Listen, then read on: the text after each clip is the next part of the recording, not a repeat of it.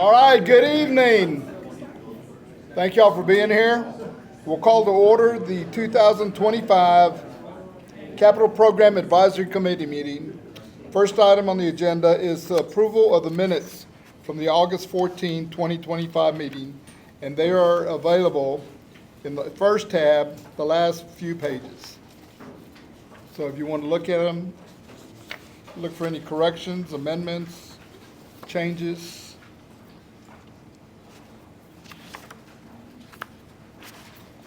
And if everyone's okay with them, if we can have a motion and a second, please, to accept. We'll move for approval by Mark, second from Brianne. All those in favor, aye. Aye. All opposed, same. And the motion passes. Thank y'all. Okay, the next item on the agenda is to review the City of North Richland Hills budget. And I think we're going to call on Chase to do that presentation. While Chase is coming up, you do have the binders that we promised you last time, and so behind that first meeting tab, you'll see the printouts from the presentations that were given last time, so you can take some notes, and then following this meeting, we'll give you the presentations that are going to be done tonight. And also, if you want to watch the video of the meeting, if you go to the city's YouTube site, the video will be on there probably a few days after the meeting. So if you want to go back and look at some of the comments. Okay, thank you, Chase. Take it away.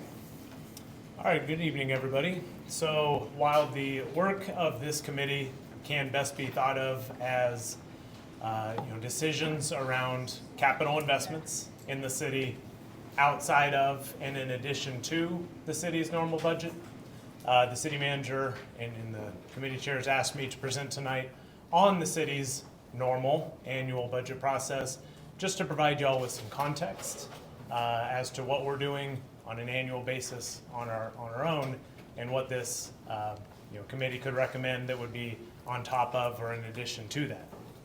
So what I've prepared tonight is a basic introduction. It's about 75 slides. We're going to walk through this really slowly so you understand. No, it is not 75 slides. I've got a few slides, and it is not nearly this complex to talk about our budget process and what it is. But I want to start with just a basic overview. When we talk about the budget, why? What are we doing? The city's budget serves several purposes. First is it is a plan for the city's activity for the year. It helps us prioritize needs against available resources. It serves as a legal authorization for staff to spend money. It drives accountability through a transparent allocation of tax dollars, other revenue sources, and does satisfy state law requirements. I want to expand upon those first two items because there's not necessarily dollars associated with that. What I'm getting at here is one of the most important things about the budget is it enables the city to do stuff, right? So what is this stuff that the city does? So high level, I kind of just grabbed some stats from across the city's, the organization as a whole. We respond to calls for service. 65,000 calls for service for police, 11,000 for fire. Maintain 24 parks with a combined 896 acres of parkland. We replace over 20,000 feet of water, sewer, and drainage lines. Check out over 630,000 items from the library. Maintain 5 fire stations, 1 police station. Employ nearly 600 dedicated city workers and more. And those are all on an annual basis. So the city is involved in many different types of work that the budget helps facilitate. I want to add one note on employees. One of the things that you'll hear about if you've paid attention to this year's budget development cycle and as I go through this presentation is the effort staff has done to try and work efficiently and to try and keep down the tax rate. One of the ways we've done that is by really paying attention to our headcount as an organization. Over the last 10 or so years, as the city has grown by approximately 10,000 people in population, our employees per resident has actually gone down and has been stable over the last few years. So this just represents one of the strategies that we have at our disposal to try and control costs.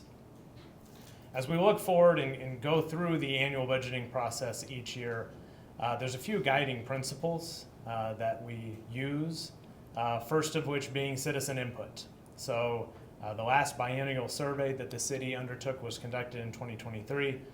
Here in a few months, we're coming up on the new version of that survey.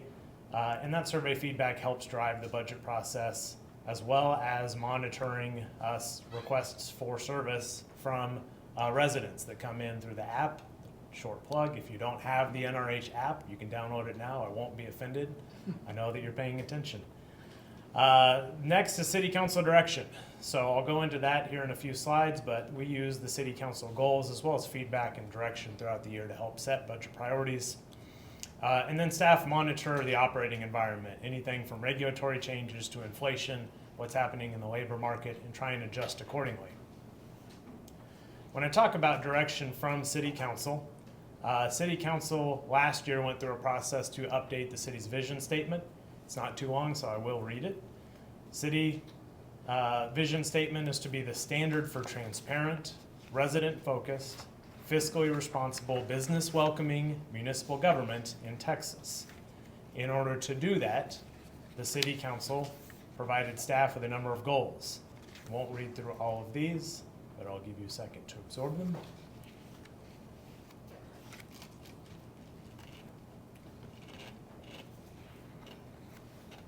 So when we went through the budget process this year, whole bunch of changes, some big, some small. What I've presented here on this slide is just some of the highlights. So some highlights that I want to touch on: property and sales tax. The proposed budget for the fiscal year starting in October has a proposed tax rate that is slightly higher than last year, but is below what we call the no new revenue and voter approval rates, meaning that the amount of money that we are bringing in as a city organization based on the same properties would actually be less than it was last year. So again, an effort on the part of staff and council to try and control costs. Sales tax revenue is projected to be 4% higher compared to this year, so highlights growth in the economy that is encouraging. An interface between the budget that I'm covering tonight and some of the things that this committee is going to be taking a look at is street maintenance.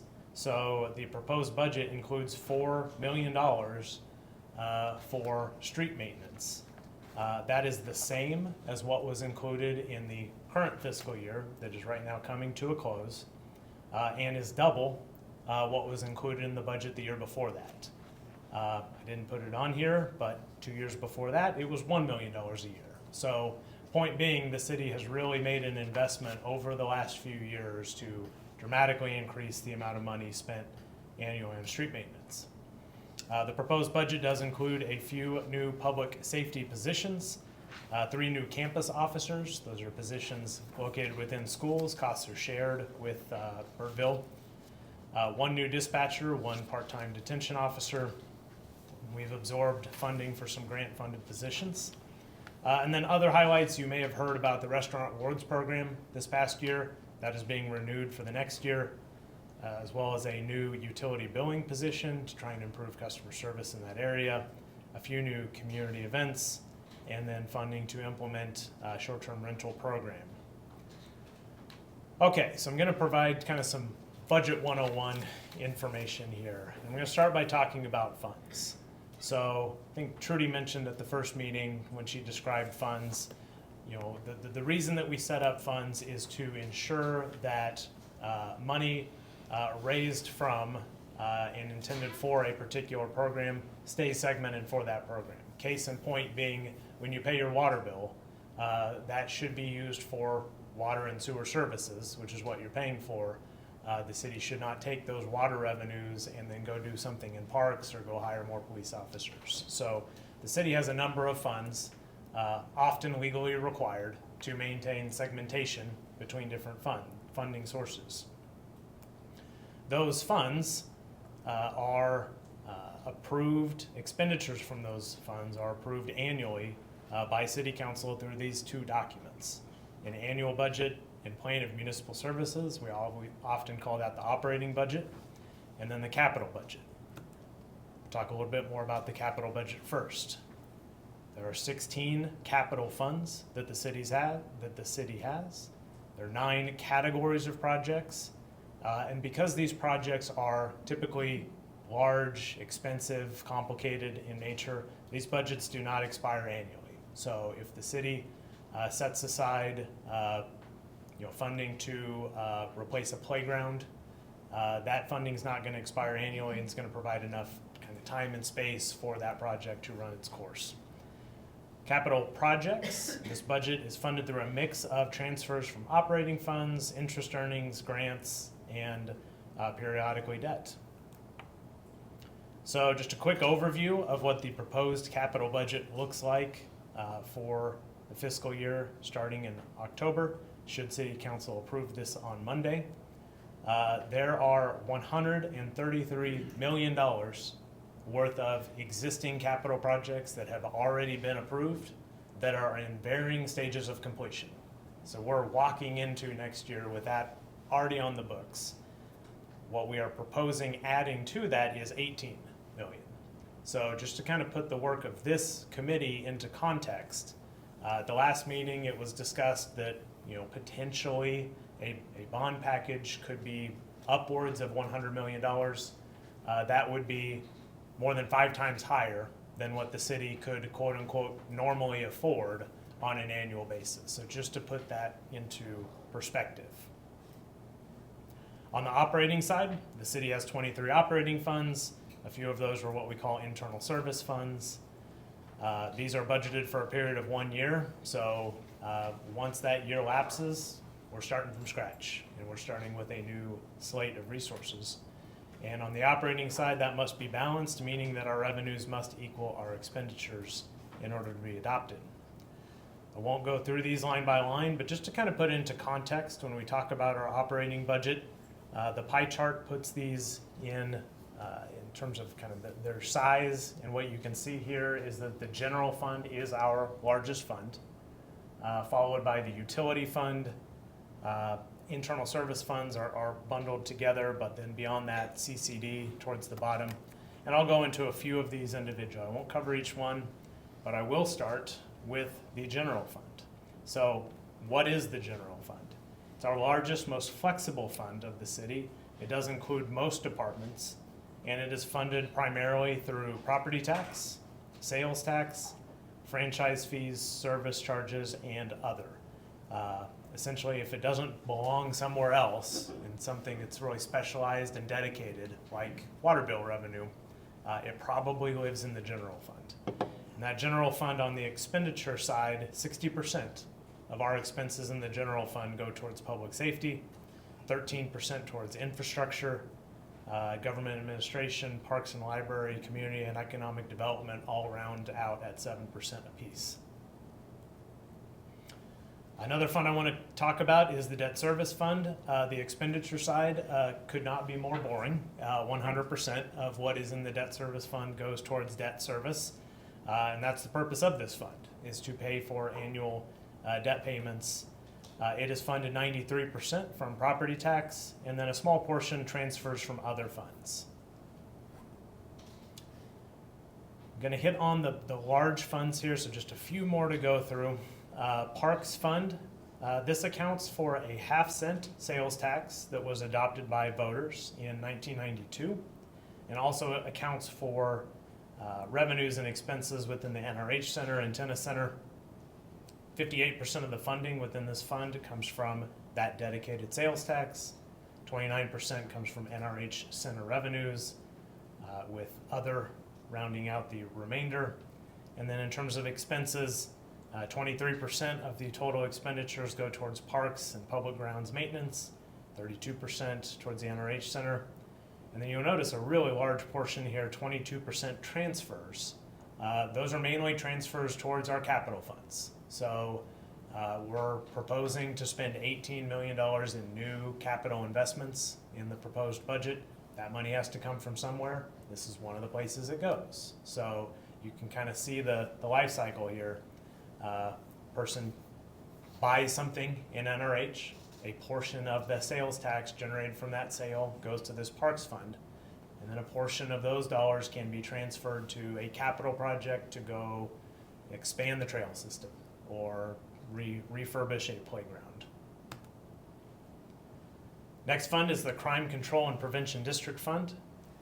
This accounts also for a half-cent sales tax that was adopted by voters in 1996 and has been reauthorized a few times since then.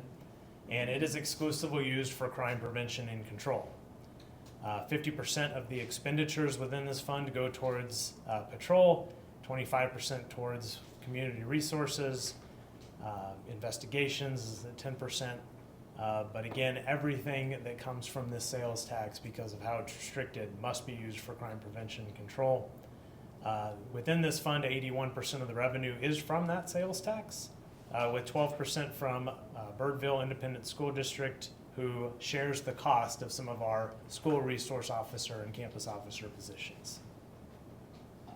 And then the last fund that I'm going to cover is the utility fund. So I've mentioned this a few times. The utility fund accounts for water and sewer utility revenues and expenses. This is an enterprise fund, meaning that it's intended to function largely like a business. 62% of the revenue comes from water charges, 33% comes from sewer charges, and on the expense side, there are a lot of different expenses coming out of here, but towards the bottom, water/sewer TRA, those are purchases of water and sewer treatment services from the Trinity River Authority. That's one of the providers of water here in the city of North Richland Hills. The other is Fort Worth's water system. So that's 13%, kind of up towards the top. Public Works, so this is maintenance of the system, replacement of lines, so on and so forth. Before I conclude this presentation, just a high-level overview of some of our funds and how some of this budget stuff works. Wanted to end with some comparisons of how our numbers in a few categories compare to just a few of our neighbors. So wanted to keep this focused and not show you every city in the Metroplex, but when we look at population, and all these numbers are for the current adopted fiscal year, city of North Richland Hills is 73,000, larger than some of our comparative neighbors here. However, when we look at the size of the budget, the general fund with these cities, while we are still the highest, it's not by a lot. So there is a bit of a, I'd say, discrepancy between the size of the population and the size of the budget. When we look at employees per capita with these same cities, North Richland Hills is actually in the middle of the pack, highlighting staff's efforts and council's efforts to try and maintain efficiency where possible. And then the final point of comparison here is the average residential tax bill.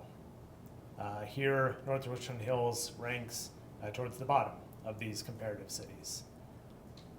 So, just high-level information. I promised it wasn't going to be 75 slides. Provide a little bit of context in terms of what the city's already doing on things like streets and some of the funding sources that we have at our disposal to work towards capital needs. Happy to answer any questions. Yes, sir. Are there any, maybe one of the worst questions you've ever had asked you, but are there any benchmarks for what cities use for maintenance of streets? I mean, I know you said that we've gone from 1 million to 2 million and now 4 million. I applaud that, but is there like when you go to whatever schools you go to, they say you ought to be spending about this much on maintaining your streets? Yeah, so I'm not an engineer, but what I would say is that when the city's approach towards street maintenance and the kind of work that this committee is going to be engaged in moving forward, there's a lot of good science behind prioritizing one street over another in terms of condition. There's a lot of science behind different techniques that could be applied to a street and where that break-even point may be in terms of does it make sense to continue to maintain this versus does it make sense to replace it. One of the things that makes what you're asking, which sounds like it makes sense, terribly difficult to answer in practice is the portfolio of streets within the city of North Richland Hills is likely wildly different from the cities in the surrounding area that may have been built in different decades, maybe in different conditions. Oftentimes when the city will work with subject matter experts, they'll do pavement condition index studies. The focus is more on tailoring next steps and a solution towards your situation because it is unique versus trying to kind of pull some sort of quote unquote best practice number that, hey, just if every city did this, they'd be in good shape. Thanks. And just to clarify real quick, so what Chase presented that we carry in the operating budget is the preventive street the funds, it's carried in the capital budget, that what the preventive street maintenance projects are different than what the kind of street projects you all will be considering. So what we propose for the issuance of debt is when streets need complete and total reconstruction.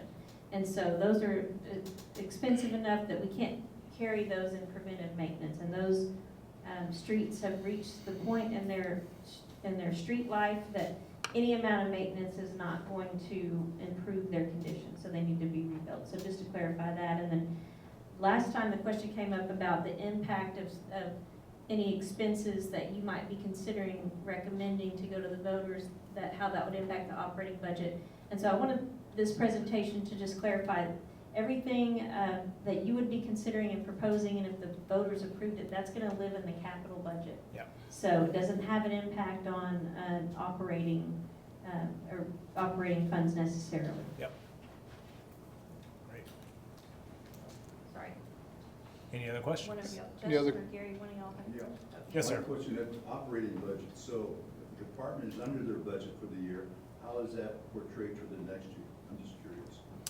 Yeah, so the first thing we do is we thank them for their contribution to the city's future. So what happens is any funding that is left over at the end ends up going towards our fund balance.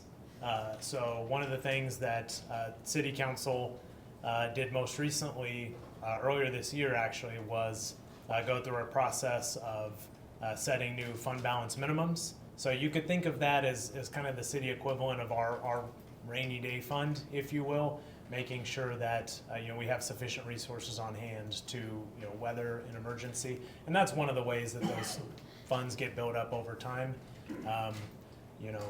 Ideally, while we try and do our absolute best to guess the number just right there on the point, in an ideal world, if we're going to be wrong, we want to be wrong on the right side of it, so that departments do leave just a little bit on the table, and we can put those into fund balance. Yes, sir. Okay, any other questions of Chase or staff? Okay, Something on the timeline, that was a question last week, or last meeting, is $100 million proposed, you had 18 a year, so if it's over 5 years, you're pretty much matching 20 million a year spread through that 100 years, or those 5 years. Yep. If that's what the timeline is. Yeah, if that's what it is. Yeah. That Don't know what the timeline is yet. So the timeline would be different for each project, and we'll Yeah. kind of get into that too, and also according to how much debt we can issue each year and how that impacts the tax rate. So as we get to the end of our meetings, we'll be going through those details in terms of what debt issuance looks like, how certain amounts impact the tax rate, but it'll also depend on the specific project we're talking about. So, no, but also just to make the point that a lot of that 18 million, go back to that slide so I don't lie to people. Because it's not really sticker shock. Yeah. So what that 18 million, what's interesting about this slide, the new projects, the new 18 million, that's all primarily funded with reserves this year. So that fund balance, that reserves, that leftover money, that's what's funding the majority of our capital projects that have been added to this budget this year. Most of what you're seeing in the street and sidewalk capital projects in that 77 million, 72 million, that's gonna be the 49 million in bonds that the voters approved from 2020. So we still carry that amount because that's what was appropriated, plus that'll include some of the preventive street dollars, all those kinds of things. But the bulk of that's gonna be that 49 million, so that we're still paying on. Yeah, and one other thing I would add, I've tried to stress a couple times through the presentation, that money within one fund can't necessarily be used for a different purpose. Part of the work of this committee is going to be trying to identify what the city's needs are, right? Well, let's suppose that at least some of those needs are streets, right? Just because the city has, good fund balance available within the utility fund doesn't mean we can use that for streets, right? So that's kind of one of the restrictions in place that we have as we try and pair resources with needs. Okay, anything else? Any other questions, Chase or staff? All right, thank you, Chase. Thanks, everybody.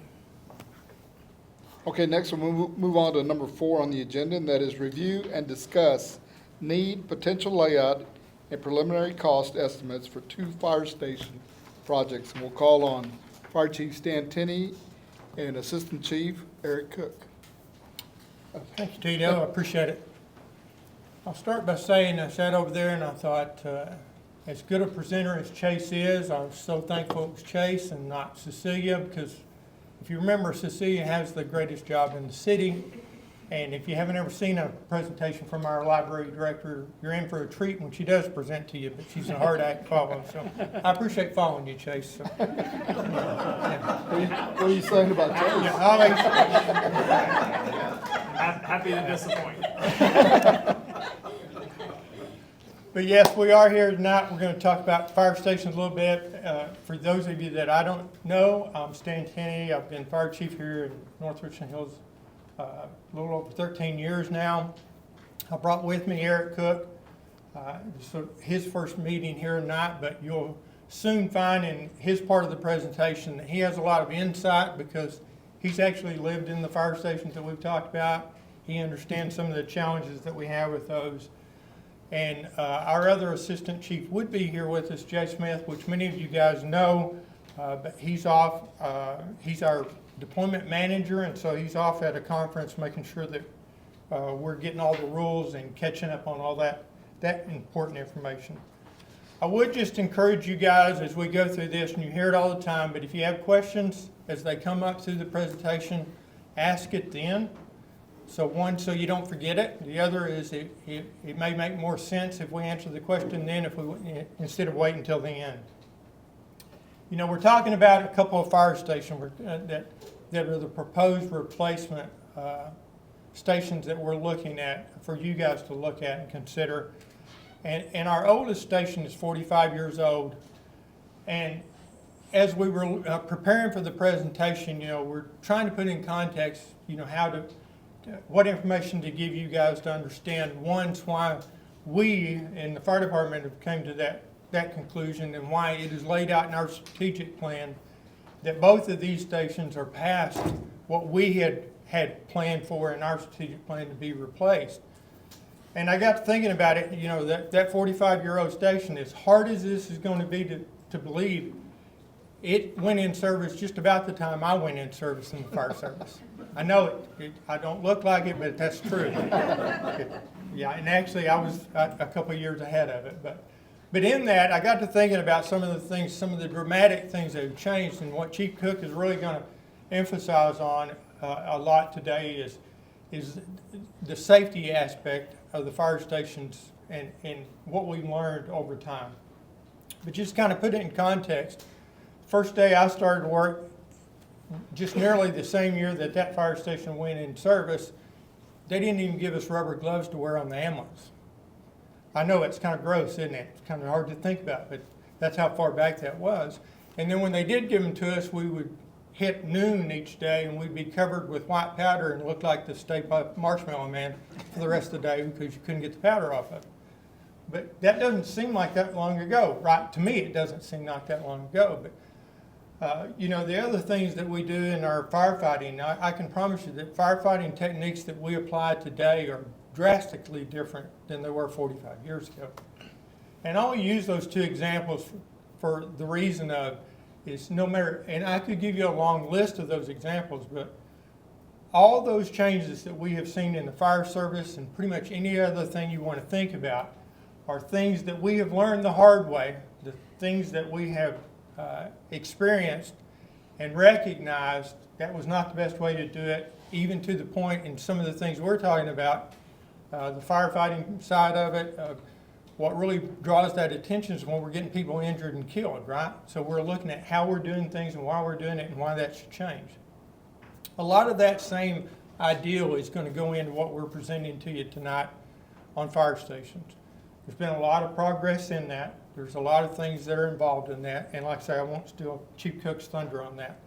But I will sum that part of it up and say that Fire Service has a proud saying that we use, 200 years of tradition unimpeded by progress, and that's very true.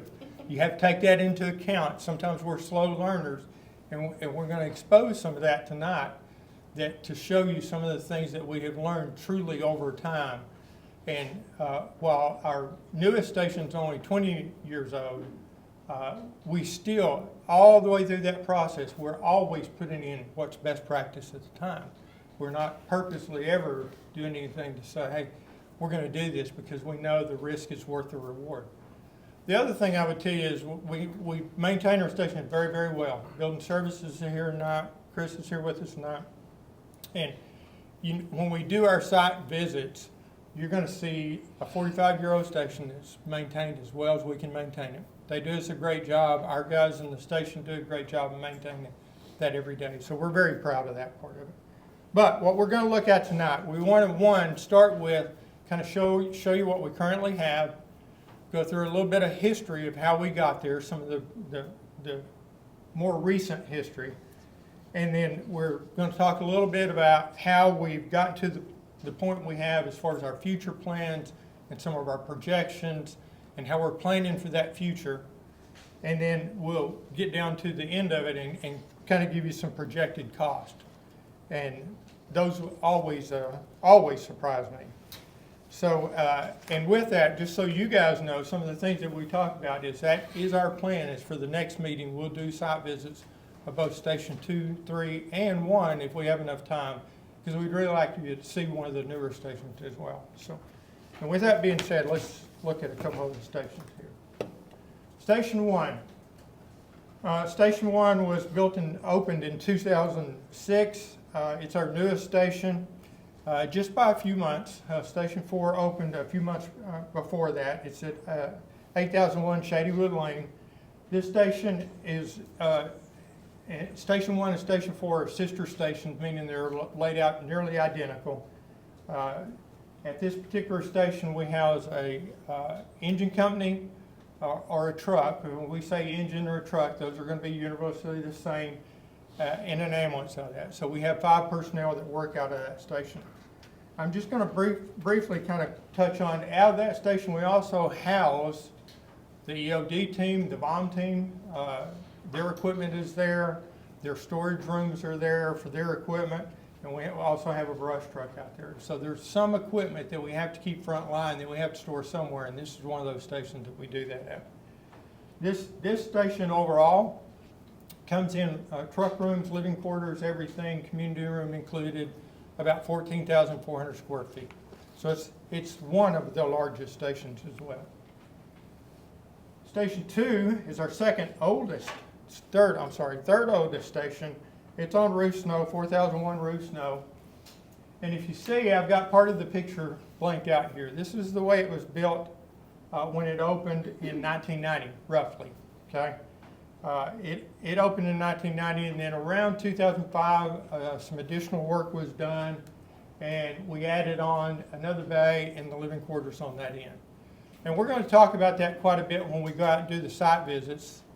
Both Station 2 and 3 have been added onto over the years, as a matter of fact, at the same time. And both of those were in response for, we had increased call loads, we had increased demands, we had increased needs in the fire stations, but our facilities weren't prepared for us to be able to put that, take care of the growth that we had and add people or put the equipment in the right places. But this truck also runs an engine, runs an ambulance, and houses a brush truck for us as well. The big difference on this one is this one's 7,154 feet. Same number of people, doesn't have as much reserve equipment, but it runs the staff frontline equipment, same equipment Station 1 did, and it's half the square footage. So we just point that out, is we're pretty varied there, so, but it's also quite a bit older.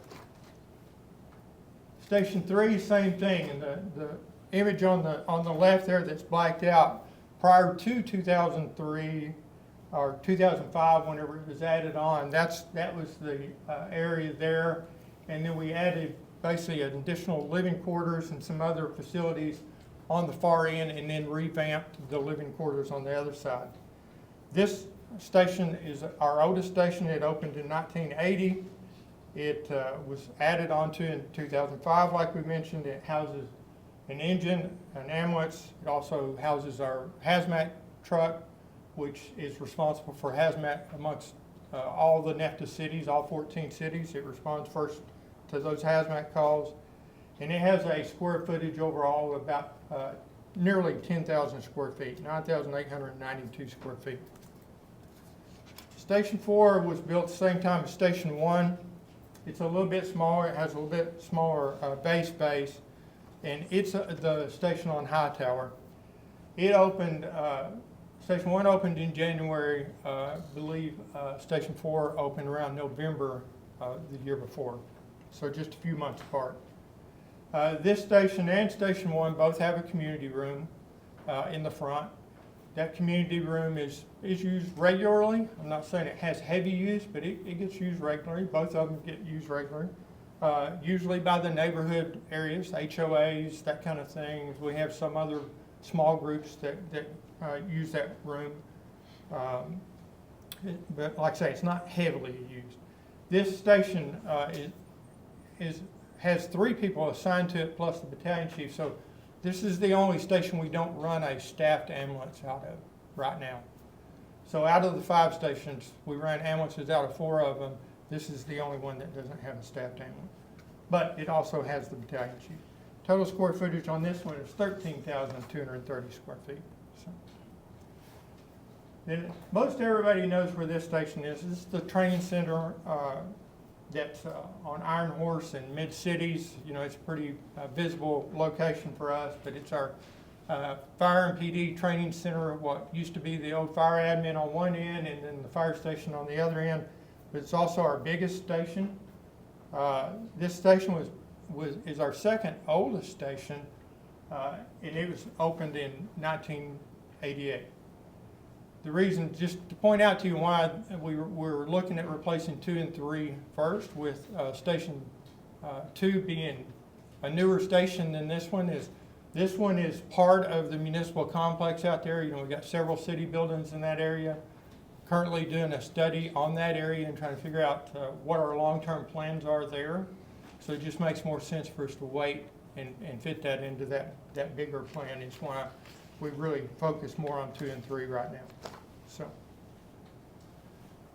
kind of recap a little bit of history for you. Is some of you guys will be familiar with what's called the Evans study. I see Mark smiling there a little bit. But, in 2001, the city had a study done. It's called the Berkshire Advisor Group that did the study, and in that they really looked at station locations and where the right locations were and those kind of things. I think at the time there was some discussion about adding on to stations 2 and 3, those kind of things, how to be most efficient with what we had. You know, the effort was really to try to keep us at 4 stations instead of expanding to 5 at the time. In 2003, the citizens passed a bond election, and out of that bond election, $1.9 million of it was dedicated for fire stuff. There was some training stuff in there.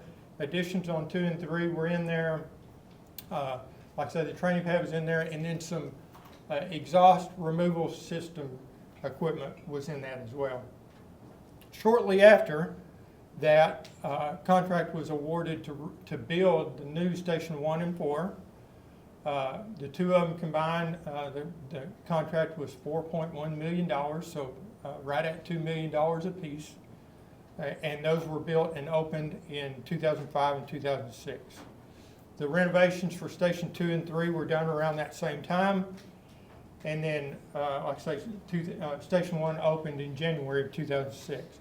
Really the only significant difference in our facilities since that time is when those stations were open, when 1 and 4 were open back in 2005, we closed what we currently call Station 5, which is the training center site, and moved those crews out. So that station stayed empty from that point forward. And then we reopened that station based on call volume and demand and coverage areas in 2016. And it's our third busiest fire station today. So, kind of station summary for us is our newest station's 19 years old. Will be 20 years old in January. Our oldest station's 45 years old. And out of that, our 2 newest stations do have community rooms. We do use our training center for some community activity. We have RACES classes, we have CERT, we have some CPR classes. More of the things that the fire department is teaching or active in is what goes on at the training center, and then just meeting rooms are usually handled at Station 1 and 4. I kind of stress the community room thing for the reason is that will be something at some point that we'll have discussions on about the needs for community rooms at any other fire stations we ever put in. So, our square footage range from 16,800 square feet in Station 5, which is our biggest station, down to 7,154 feet. And I tell you that for the reason of is we're going to show you how we go about trying to determine what the proper square footage would be for the new stations later on in the program. And with that, I'm going to turn it over to Chief Cook and let him talk to you a little bit about kind of what the needs are in the stations and what history has shown us.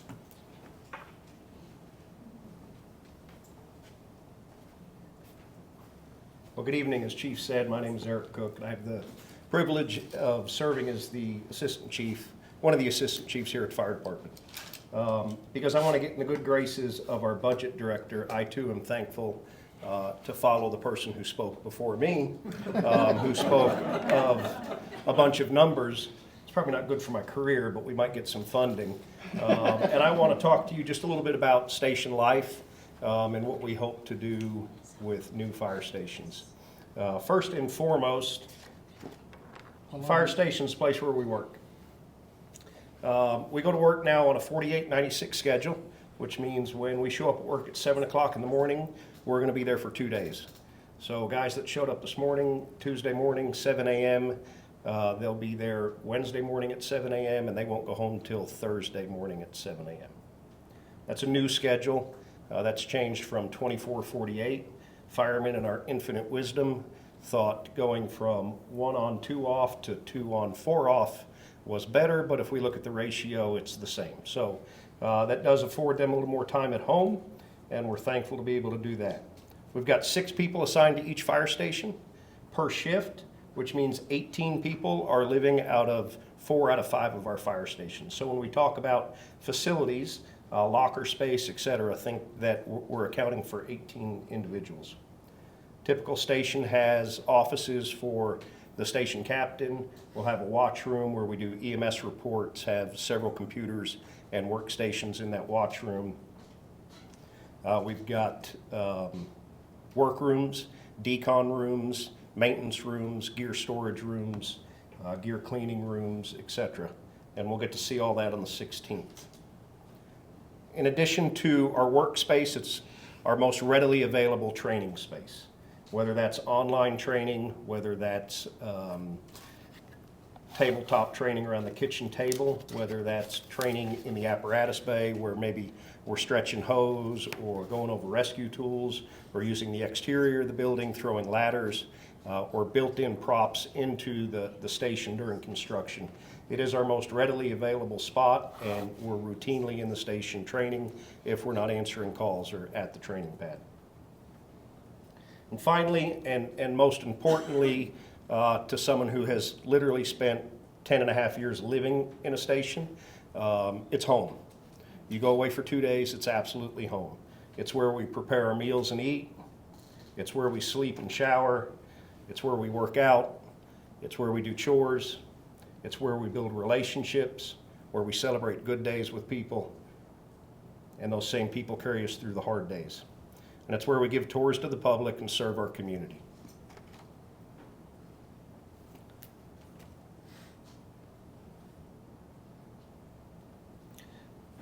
So why replace Station 2 and 3? Well, the first thing we're going to talk about is the improved health and safety of our firefighters. And I can get emotional here because I have spent 30 years in the stations, which means I've spent 30 years with the people that are there today, and there's nothing that matters more to me than their health and their well-being and their capacity to serve you. And some of these numbers I hope you find staggering. Health and well-being is a growing concern, and we've only begun to understand the physical stressors and exposures placed on firefighters. Of these concerns, cancer and cardiac events lead the way. 66% of the line of duty deaths between 2002 and 2019, that's 986 deaths out of 1,494, were cancer related. We're twice as likely to die, or twice as likely to be diagnosed with testicular cancer, mesothelioma, multiple myeloma, non-Hodgkin's lymphoma, and skin cancer. We're 1.3 times more likely to be diagnosed with malignant melanoma, brain cancer, and prostate cancer, as well as colon cancer. I've worked with 2 members of our department, both retired from here, one at the early age of 40 to take a position with another department, who died of brain cancer. My first battalion chief here, 5 years into his retirement, died of skin cancer. 66% of line of duty deaths dying of cancer screams that we have a problem. In fact, in the state of Texas, there's presumptive cancer laws. If a firefighter is diagnosed with brain, colon, prostate, rectum, skin, stomach, testicular cancer, or a malignant melanoma, multiple myeloma, or non-Hodgkin's lymphoma, it's presumed that that's job-related unless proven otherwise. Most recently, the Texas legislature passed House Bill 198, the Wade-Cannon Act, that requires municipalities to provide exhaustive cancer screening to all firefighters on an annual basis. I can assure you that when Chief Tinney started his fire service career in the 70s, cancer was not a concern. In the 80s, it was not a concern. When I started in the early 90s, it was not a concern. The numbers are screaming at us that it needs to be a concern. So how does a modern fire station improve our cancer exposure? There's an emphasis on creating zones in the station. We recognize that regardless of what we do, we're bringing carcinogens, particulate matter, back to the fire station with us. Our goal is not to expose firemen to that over the course of their career. So if you would, think about the apparatus bay as a hot zone. As much as we scrub the truck, clean out the inside, wash the fire hose, we know there are carcinogens sitting on that hose. In today's station, you can open the door from the apparatus bay and go right into the day room. And that particulate matter transfers back. We can have common drop ceilings. So the first thing we do is create this hot zone where the particulate is, a warm zone where we try to minimize that, and then get into a cold zone where we can have our normal station living. Modern station today has an airlock system. So we go into one door, we have a negative pressure room, then we go through the other door that would lead us into our living spaces. We also isolate our gear and equipment, something we did, and Chief Tinney spoke to the fact that even 19 years ago when we built Station 1, we recognized, hey, we should have a separate storage space for our gear, and we did that. And we have a shared air handling system from that room. So the same room that's air conditioning the gear room full of carcinogens is also providing return air or fresh air to the captain's bedroom and his crew quarters. it takes us a little while to learn, right? We didn't do that on purpose. We just didn't have the information that we have today. In addition, the modern station provides for decon facilities where we can come back from a fire. If I were to go to station 2 and 3, I'm going to go into my bedroom, I'm going to change clothes, and then I'm going to go into the bathroom that's in that cold zone. Today's modern fire station has those facilities available directly off the bay so that I don't enter my living quarters until I've been able to decon. Now, is station design the solution? It's absolutely not. If there was one single solution, I promise you we would have gotten there by now. The numbers demand it. Yes, sir? What's involved in decon? Well, that's a good question, and I was just going to talk to some of that. So it's not the solution in and of itself. It is a multi-pronged approach, and there's been a change in our practices and our policies that have improved that. I don't know what decon means. So. Oh, decontamination. Okay. How about we'll make this simple. Taking a shower, getting the bad stuff off of us. So, The gear on and spraying it all. yep. So that was one of the first practices. There was a day and age where the soot and nastiness on your helmet and gear was worn like a badge of honor. A new fireman would look at that guy and think, man, he's been through it. And it took us a while to recognize that that wasn't the badge of honor you wanted to be carrying around with you. You didn't want that sitting in the truck with you all the time. You didn't want that sitting in the station. So simple practices as far as deconning at the scene, a gross decon. We're going to wash each other off, our gear off, as opposed to taking that back. And that seems so simple to you, I know, but change in the fire service, you know, there's two things firemen don't like: the way things are and change. So it takes us a while to get there, and unfortunately, it takes losing friends and it takes seeing numbers on a national level to kind of institute that change. Wearing our air packs after a fire. The fire's out, you could breathe, it's okay, but the carcinogens that are in the air still are very high, and so we've had to institute a practice where we wear our air pack the whole time we're on the fire ground.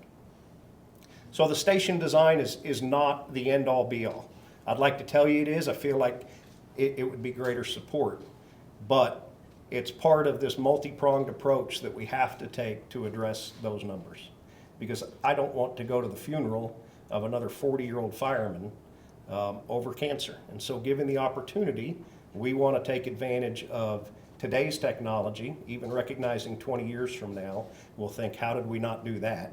But we want to take advantage of the improvements in the last 20 years to keep our firemen safe.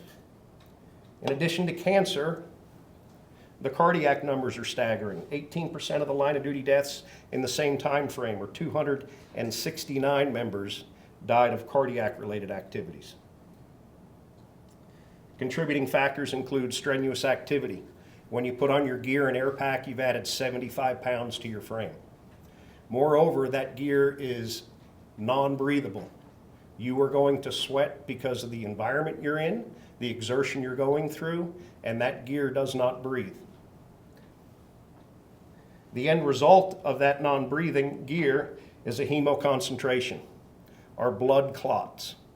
They've done study upon study of firemen coming out of a fire, and his blood is much thicker than it should be because he gets dehydrated in a very short period of time and goes through hemoconcentration. He has a sympathetic nervous system response 6, 8, 10 times a day. Fight or flight, right? We've all experienced that. You're almost in an accident. Somebody scares the heck out of you. What happens? Your heart rate goes up. Your respiratory rate goes up. Your blood pressure goes up. You have a massive cortisol dump into your blood system designed to give you energy, but you may not burn all that off. And I used to think I'll get used to the tones going off, and they've done studies of firemen that have been at this job for 30, 40 years, working in some of the busiest fire stations in Chicago. And the metabolic and physiological response that they have when the tones go off after 30 years and hundreds of fires is the same as the brand new guy. You can't change that fight or flight response. All of those result in increased blood pressure, weakened immune system, and place the individual under chronic cardiac stressors. And then we face the smoke and toxins. It took us till a few years ago to recognize that the combination of carbon monoxide and hydrogen cyanide were silent killers. For sure, we used to take our air pack off as soon as the fire was out and would breathe in both of those, and that would only further coagulate our blood, raise our blood pressure, increase our likelihood of a stroke or a cardiac event. So how does a modern fire station improve our cardiac health? Well, like cancer, it's not the end-all be-all. Unfortunately, the first thing we had to give up was chicken fried steak, mashed potatoes, corn on the cob, apple cobbler, all those good things. That wasn't easy. We continuously improve our bunker gear. Every year the technology changes, so it's lighter, provides thermal protection at a higher level, and allows the gear to breathe a little better. We've instituted decon practices on the scene, but specific to new design, we have station alerting improvements, whereas today, if one of the units assigned to a station gets a call, everybody wakes up. And they wake up at the same decibel level, deafening, and all the lights come on as bright as they can be. And if you'd like, on the 16th, one of you that would like to fall asleep and take a nap, we can set the tones off and watch how you jump out of bed. Today's alerting systems are much more progressive. The intensity of the lighting and noise is a progressive event, so it doesn't startle you. Moreover, you're able to select which piece of equipment you're riding on. So if the medic gets up, it doesn't have to wake up the other guys in the station, and you don't have that epinephrine, norepinephrine, cortisol dump into your system, where you then do not burn off any energy and have that all running through your veins. One of the other focuses, and probably the most important as it comes to cardiac events, is the recognition that a fireman is nothing more and nothing less than an industrial athlete.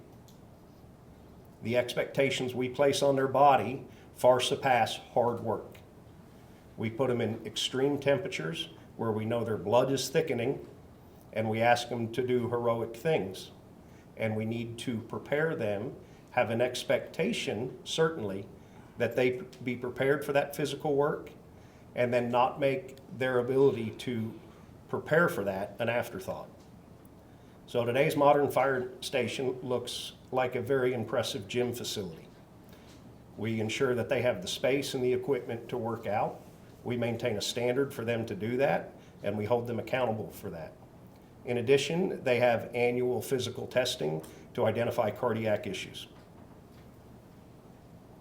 So the number one priority in my mind, and Chief may come up after me and change that, is the health and safety of our firemen. All firemen, but the 87 that come to work in our city to protect you, people that I've worked with, love and care about. This is me pleading you to love and care about them the best you can. Beyond their health and safety is the age and condition of our buildings. As Chief mentioned, Station 2 was built in 1990 for a crew of 3. In 2005, we added extra bedrooms onto the opposite end of the fire station. We didn't address the living quarters at all. So when you visit Station 2 on the 16th, you'll see that it's difficult to get 5 of us into the kitchen. And we can get 5 into the day room, but no more or no less, and it's very cramped. The split station design, although necessary at the time to accommodate increased staffing or bedrooms that were converted to offices, as someone who was a fireman in the station, I loved the split station. I was remote from my supervisor. As a supervisor in the station, I was in fear of the split station. When they went to bed at 8 o'clock, I thought, what in the world is going on over there? More importantly, it just disrupts the camaraderie we look for. It completely cuts off the communication that we need. And when the tones go off, in the middle of the night and somebody's slow to the truck, you're not sure, you didn't walk out the door together, you're not sure what's going on, if they were woken up, if they're in the bathroom, whatever the event is, it's not conducive to a quick response. It's not conducive to the environment that we want to have in the fire station. It's also not conducive to somebody showing up at the door at 2 o'clock in the morning, what we call a walk-in with a cardiac event. And as a captain, you answer that door, the only one on that side of the station, and have somebody who's significantly ill, and all of your members are remote from what's going on, and you have to decide, do I leave this individual? Do I go get them? Or do I just hope my cell phone's on me and call 911 to have them dispatch the guys that are 100 feet away from me? So the split bedroom design, we certainly hope to go away from. You guys will see in both Station 2 and 3 that we have bedrooms that were converted to offices. You'll see that we lack storage space. We have radio rooms that are mixed in with workshops and EMS storage, all crammed together into one closet. At Station 2, we have ongoing costly driveway repairs. The driveway to the north of the station, as well as the rear apron and the front apron, have been torn out and replaced several times. The dirt below that continues to slough into the stormwater drainage. And we're in a state of just maintaining that, and Building Services does an excellent job of patching that back together. But when you get to Station 2, you can see that the whole driveway and apron's been patched together several times. At Station 2, the roof is nearing its end of life and need of replacement. The building suffers from differential settlement. The south wall has popped tiles off several times. You'll see cracks in the foundation, cracks in the app bay, cracks in the wall. And we do have some ongoing plumbing issues. And one of the 2 HVAC units is also nearing its replacement time. As Chief said, Station 3 was built in 1980. It has the same split bedroom design, which I have enjoyed and feared. It has also got offices that are converted bedrooms. It's also lacking storage space. When that station was built, EMS storage was not really a consideration. Half of the workroom was taken up to account for EMS storage, which left both rooms inadequate in size. The roof's also nearing its replacement, as well as one of the HVAC units. And it has minimal fitness equipment, no outdoor space, and you'll see on the 16th that a kitchen expansion in '05 involved incorporating what was a small outside patio. Unfortunately, that means half of the kitchen has a sloped floor, and on our rolling chairs, you'll notice nobody eats on the south end of the table because they've got to hold on. With new stations, we also hope to improve our facility layout. We want to eliminate the split station. We want to provide for dedicated office space, adequate EMS storage, adequate workroom space where we do chainsaw repairs, sharpen chainsaws, work on our 2 4-cycle motors. We want to provide adequate decontamination space where we can clean our backboards, our EMS equipment, our fire equipment, or our firemen. We want to prioritize access to our apparatus bay. The single most important thing we do is respond to your call for help, and that starts by getting to the truck quickly. So we want to make sure that the layout gives everybody quick access to the apparatus bay. We absolutely want to provide for adequate workout space.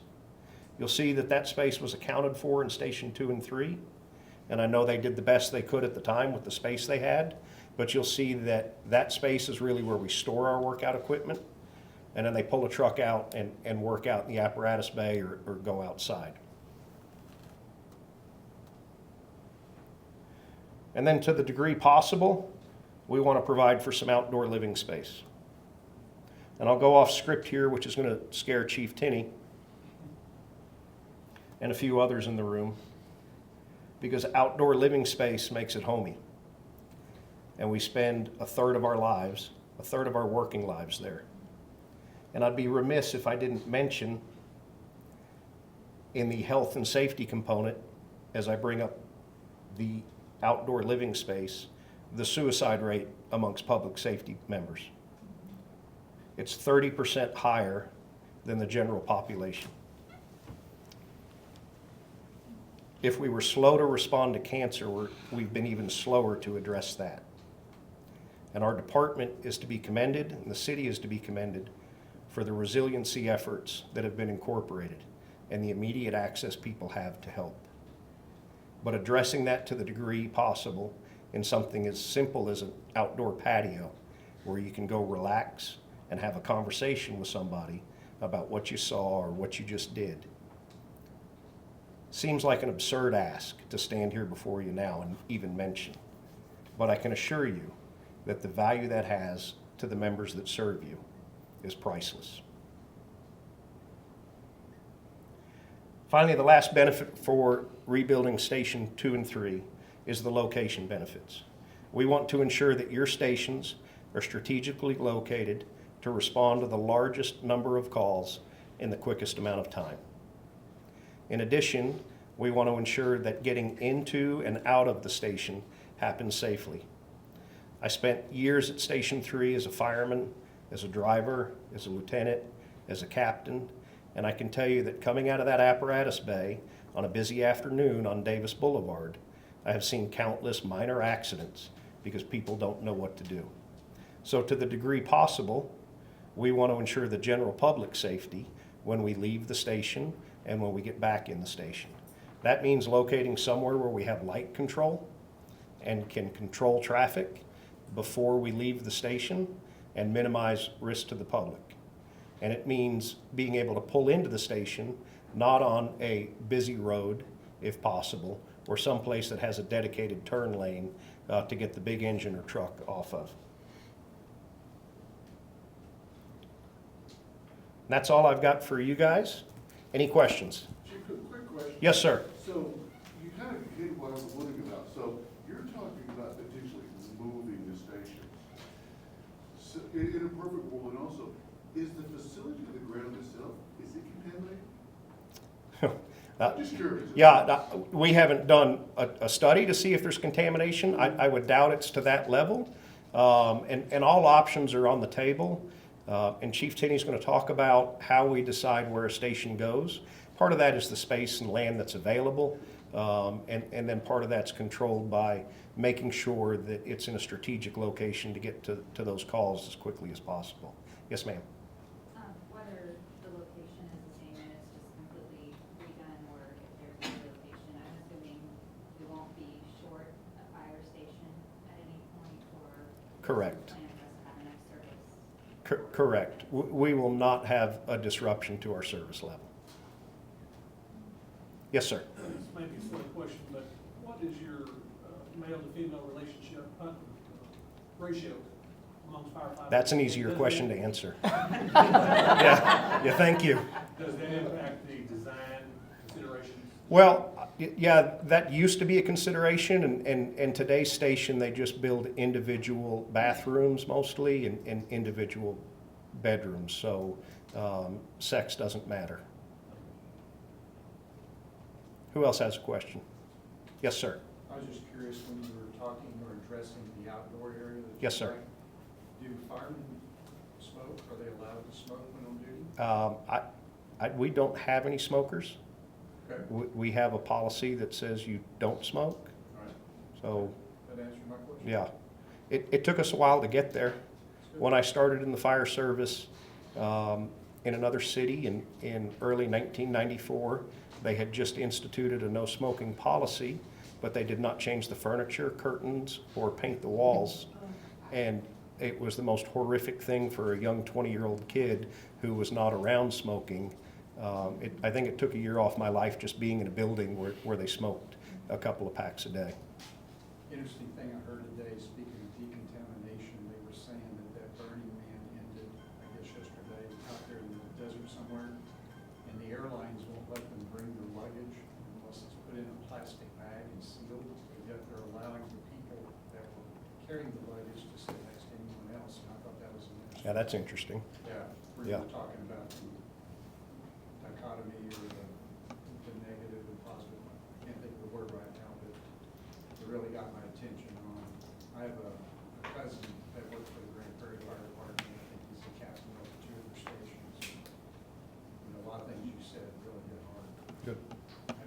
He can verify that information and sure I'm not BSing you. Yes, sir. Real quick on the outsides, the areas, is it just for sitting and stuff, or you think about maybe an outdoor kitchen too? No, I don't think we're as fancy as an outdoor kitchen. Okay. We struggle to keep one clean. Something like Yeah, that. maybe just, a shade structure. Yeah. A dedicated space that, we'll go buy lawn chairs and sit. Just something that's there. Station 3 has nothing. Station 2, you'll see there's a little patio out back. That's where they barbecue, and they've got some chairs sitting around there. And it does not have to be fancy. I mean, of course, we'll ask for it to be fancy, but no, I don't want 2 kitchens. No. Pool, spa? Yeah, a pool and spa. Yeah, y'all are welcome to come on. Last year, I Yes, toured, sir. I toured one of the Hearst fire stations, and the guys have a garden in the back. Yeah. So they have their fresh veggies. Yeah, I can show you at Station 3 where we tried a garden. Across the No street. farmers in the group.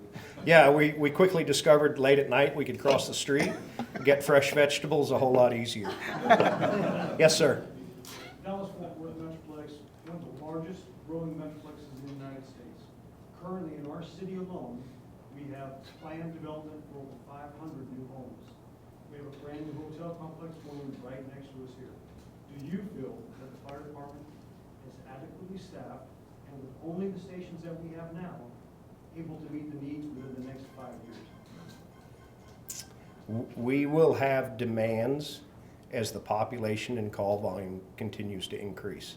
I can tell you that today you are in excellent hands. We are well equipped and well staffed to address what we face today, and we have routine communication about what those demands will look like moving forward. I'm just thinking, are we dreaming big enough? I'm a dreamer, and I can say yes. Okay. Any other questions for me before I turn it back over to Chief? Yes, sir. I just want to say you did a much better job than Stan. Thank you. Thank you. Yeah. Yeah. Now he's going to close. But it's undue pressure. I'm gonna have a patio for that. Yeah. But one thing I do want to add to what Chief Cook said is, and I think it's important, and maybe we haven't made it really clear, is, there's, for us, whatever we go to, whether it's a structure fire, EMS call, whatever, we're usually in a bad environment. I mean, it can be a simple medical call in somebody's house. And I can promise you there's plenty of those out there that are bad environments, okay? So what we're carrying in on our clothes, what we're carrying in on our shoes, those kind of things. But the difference is, and really what we're talking about is, for us, we get a working structure fire, you're gonna know it in that building for a week to come. It's just in your hose, it's in the bunker gear, even with the cleaning, you can't get rid of it all. It's on your person, it's in your uniforms, so that's kind of the point is you're even with us cleaning that, now you've got that every time you open the door, you've got fire hose and SCBA mounts and that kind of stuff in the trucks, and you're letting those particulates into the station is really what we're trying to combat more than anything. Not to mention just the simple things of have you a place to wash up after an EMS call before you come back in your living quarters. Don't come into the kitchen sink and wash your, those kind of things. Simple, basic stuff. We've never viewed it as this is in any way a danger to us, but the numbers just keep showing us that it is. So that's what we're trying to address, and I think that's it can easily be done. I want to talk to you just a little bit about kind of some of the things what we've done so far already to kind of put some of your minds at ease as far as what that looks like. So when you're talking about can we use existing sites, those kind of things. And I would just tell you this is we've looked at multiple sites with multiple architects that have just looked at things on the, we went to a conference in Denton the other day. We solicited some free help from some of those architects. But kind of the top picture there is we've identified a few different viable sites around that we have ran some numbers on. But we've asked architects, hey, if we use those sites, would that site hold the fire station for what our needs are? And they've given us multiples of those. We've done the existing sites, like what you're talking about. We've talked to them about, is there portions of that building that we could keep and add on to? Those at this stage of the game, they can't give us definite answers other than, yes, you've got enough square footage. You know, that's really what they're telling us. That would all be considered whenever we get to that point of saying, hey, this is our building site. You know, we want to try to save what we can, or you tell us, is there too many repairs? You're better off to start from scratch.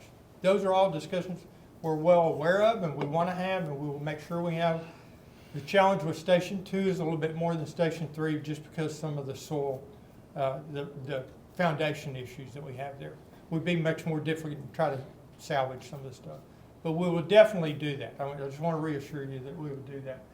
The other things that Eric talked about is when we were talking about locations and drive time, the bottom picture on the right there is a picture of a software that we use that we can literally pick up a fire station, pick up a fire truck, and move it to different locations, and it'll automatically tell this station's going to get bigger because this station's further away, and it will make those adjustments for us.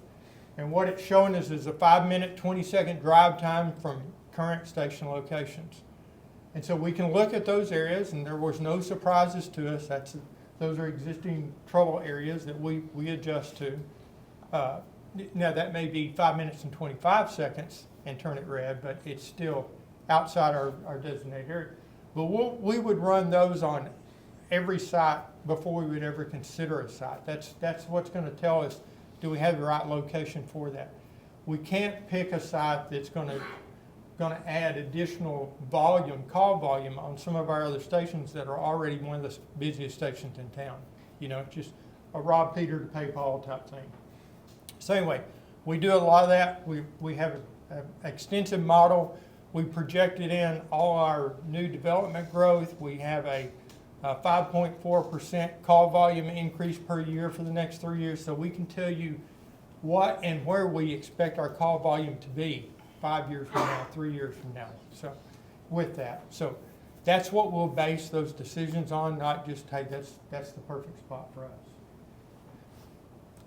Then this is an example of I told you we've dealt with some architects just with basic information. We've got to know about how many square foot the buildings need to be. And I put this up for the reason is I wanted to show you some of the kind of the feedback that they gave, and it kind of went in line with what Chief Cook was talking about.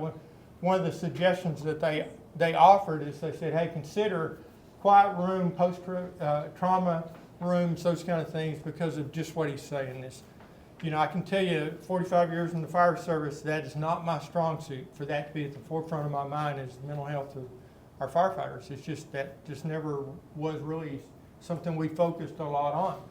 But as you see it and you start listening to and you see friends die from suicide, those kind of things, you start paying close attention to it and you understand the importance of that. But there are those kind of things that they do. But we've used feedback from several architects that gave us these kind of feedback, that we've broken them down room by room. How big does it need to be? How many rooms do you need? Do you need an IT room? Do you need a decon room? Where do they need to be? That kind of thing. That's how we came up with those numbers. And now to the big numbers for us. What's projected, and this has been consistent since we prepared for the 20 bond when we were doing our work in 2019. The one thing that's been consistent from talking to architects then and talking to architects now is they're consistently seeing about a little over a 9% per year cost increase.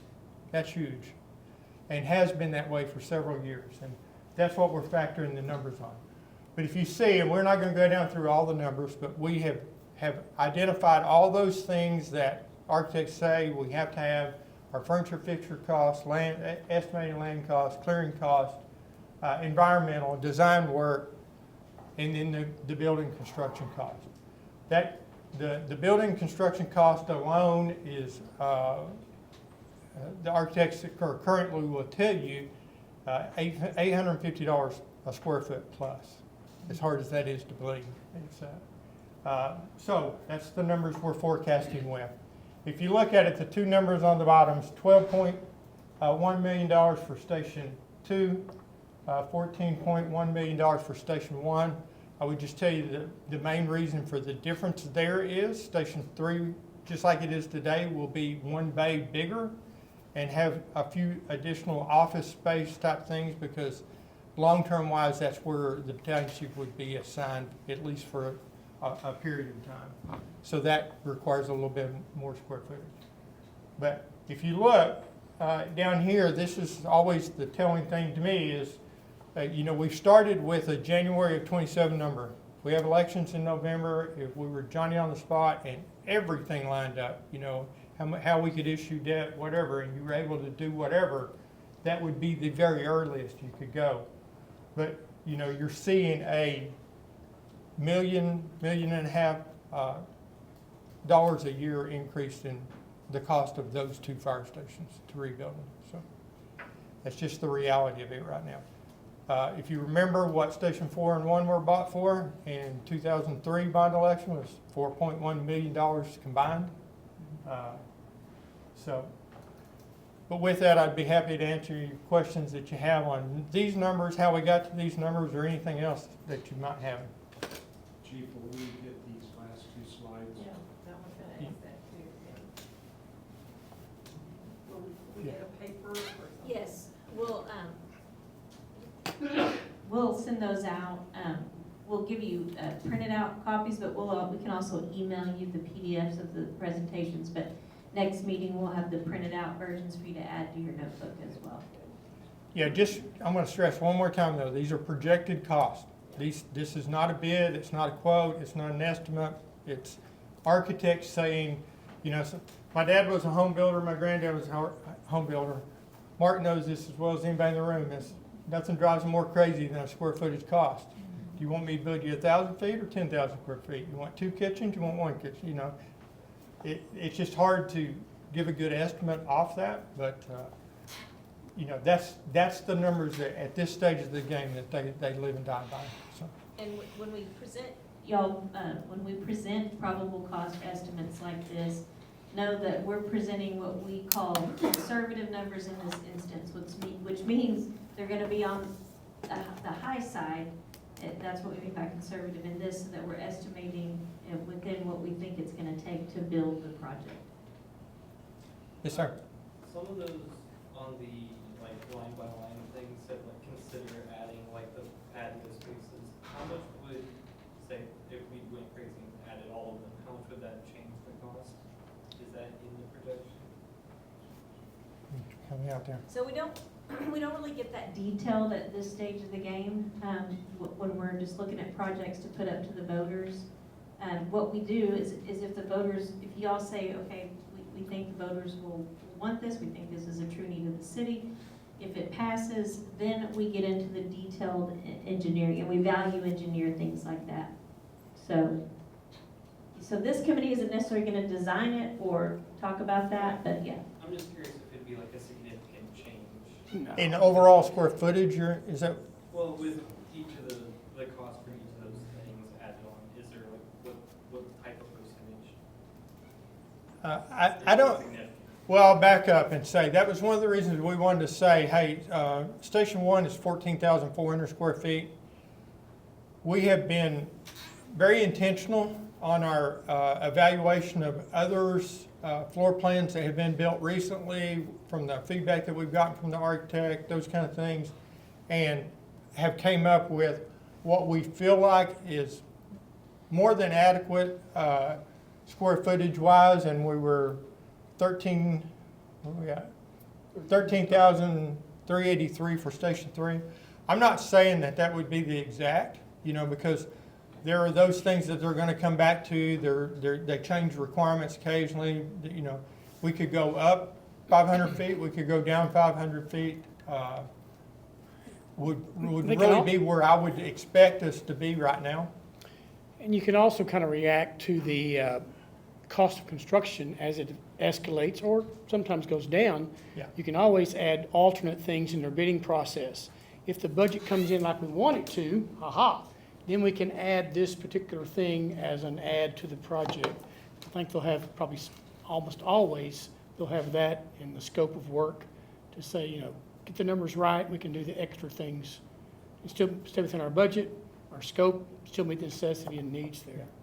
Very good point. Station 1 and 4, Chris could tell you, he broke out the plans for 1 and 4, and the reason those both have community rooms is they were both bid as alternates, and obviously selected by the committee at the time to say, add the community rooms. There was an additional alternate on Station 3 that they opted not to pick up, but they did pick up, that's how they picked up community rooms on both those buildings.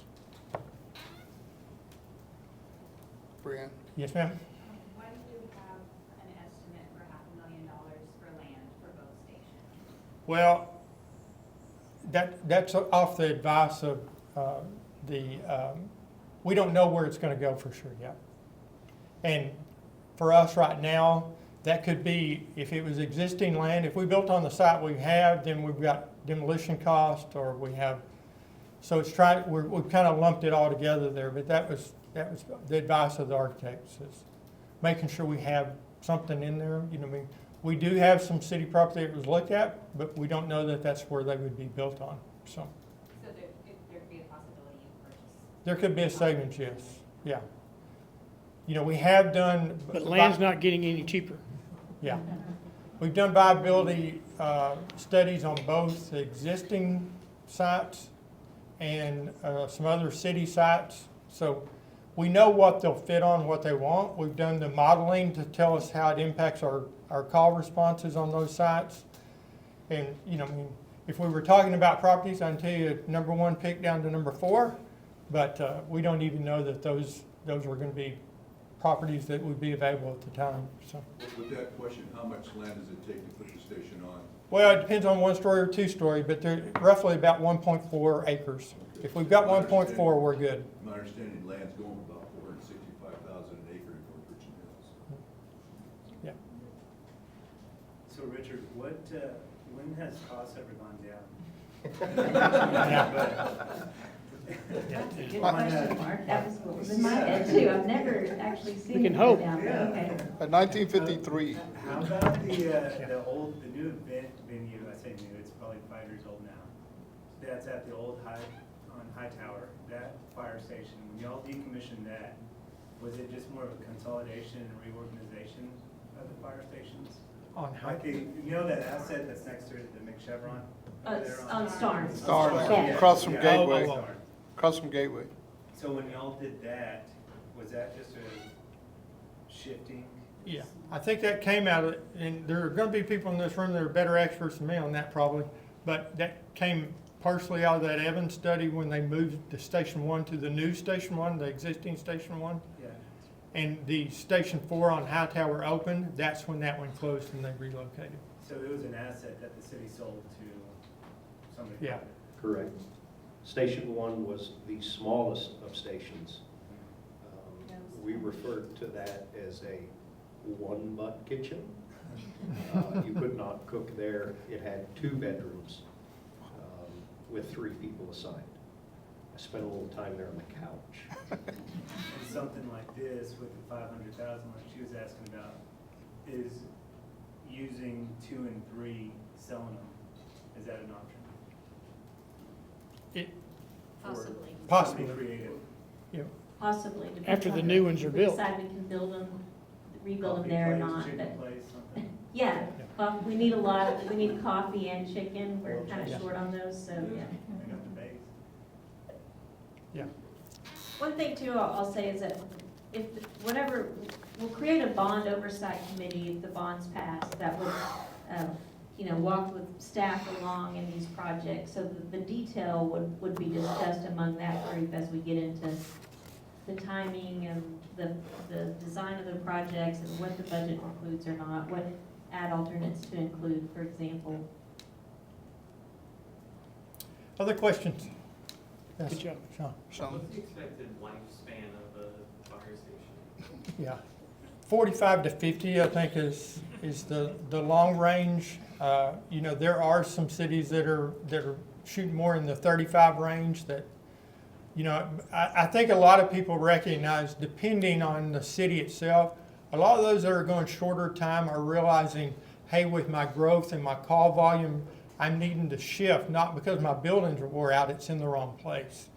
And so they're taking that more into account of, hey, we've got to reshuffle as things change. As access, roads get built, major highways, that kind of stuff now, so we don't have access where we need to be. So anyway, for us, as established as we are, yeah, we need to look at it as a 40 to 50-year-old building. So, all right, yes. One of the things I always notice is the apparatus in the bays, we tend to fill up fast. Is this gonna give us more than a few years, or, I mean, I'm counting what, 7, possibly 8 apparatus in there? Yeah, I mean, what we're designing them for right now is the same bay space that we currently have in those. We've had other discussions on options to that are kind of beyond the fire station build, but you know, we have reserve equipment, we have supplemental equipment, brush trucks, hazmat trucks, those kind of things that we don't run every day, but we have to have them available, right? You know, so those, the EOD, you know, we can't store the EOD truck in, you know, a storage yard somewhere and just go pick it up when it responds just like a fire truck when it's needed. But we have to keep those spaces available.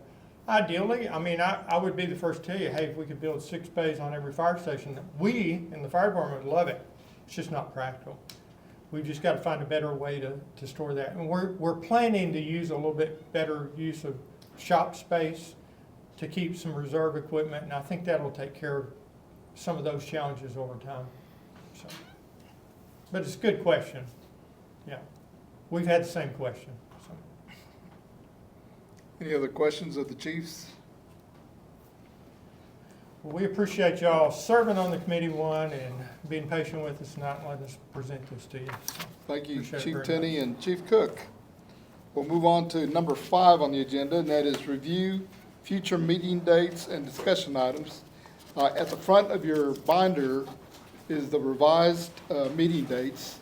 Staff went in and I think last meeting we had 3 that there were some issues with, and they've gone in and revised the schedule.